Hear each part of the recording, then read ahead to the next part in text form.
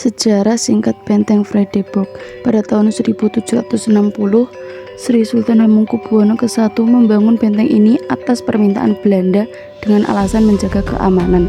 Namun maksud aslinya untuk mengawasi Keraton Yogyakarta. Pada tahun 1787 diperbaiki secara permanen oleh Gubernur Belanda W.H. Ossenburg yang diberi nama Rustenburg. Pada tahun 1811, saat Inggris menguasai Pulau Jawa, Gubernur Jenderal Raffles mengubah namanya menjadi Vredenburg atau Benteng Perdamaian. Pada tahun 1942 sampai 1945 di masa pendudukan Jepang, benteng ini berfungsi sebagai markas tentara Kempeitai, gudang senjata dan penjara bagi orang Belanda serta pemuda Indonesia. Pada tahun 1949, setelah sempat dikuasai Belanda pada agresi militer kedua, Tentara Nasional Indonesia berhasil merebut kembali benteng ini melalui peristiwa serangan umum pada tanggal 1 Maret tahun 1949. Oke, selanjutnya yaitu koleksi bangunan. Yang pertama ini ada parit dibuat untuk mengelilingi benteng sebagai sistem pertahanan terdepan. Yang kedua ini ada jembatan, pada awalnya berupa jembatan angkat, kemudian diubah menjadi jembatan permanen. Yang ketiga ini ada tembok atau benteng, yaitu berfungsi sebagai pertahanan utama untuk mengintai musuh dan penempatan meriam dan senjata tangan. Yang keempat ini yaitu ada gerbang, yaitu sebagai pintu komplek benteng yang terletak di sisi barat, timur, dan selatan. Dan yang terakhir ini ada bangunan benteng, yaitu difungsikan sebagai tempat tinggal prajurit, gudang mesiu, dapur, klinik kesehatan, military society, dan penjara. Yang ketiga, diorama.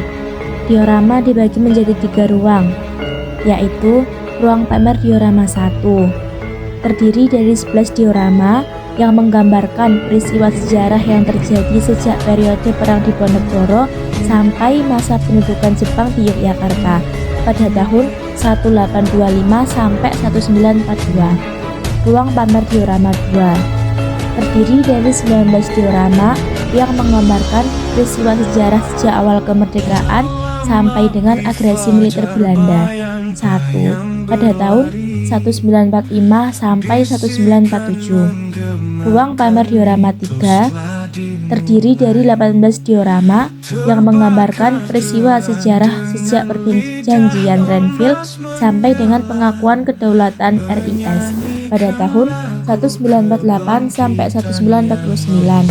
Ruang pamer diorama 4 terdiri dari 7 diorama yang menggambarkan peristiwa sejarah periode demokrasi parlementer sampai periode demokrasi Pancasila pada tahun 1950 sampai 1974. Nilai sejarah atau budayanya yang pertama membentuk pemahaman kolektif tentang identitas nasional.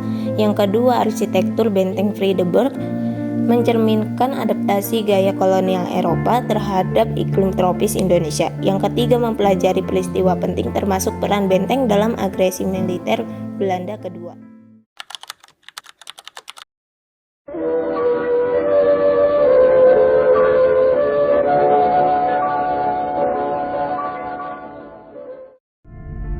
Pesan edukatifnya yaitu saudara tua datang membawa asa. Nippon pemimpin Asia, pelindung Asia, cahaya Asia, Pak Tani mendapat kompos untuk menyuburkan tanahnya. Kala tak ada pupuk kimia, pemuda dan pelajar berlatih mengangkat senjata.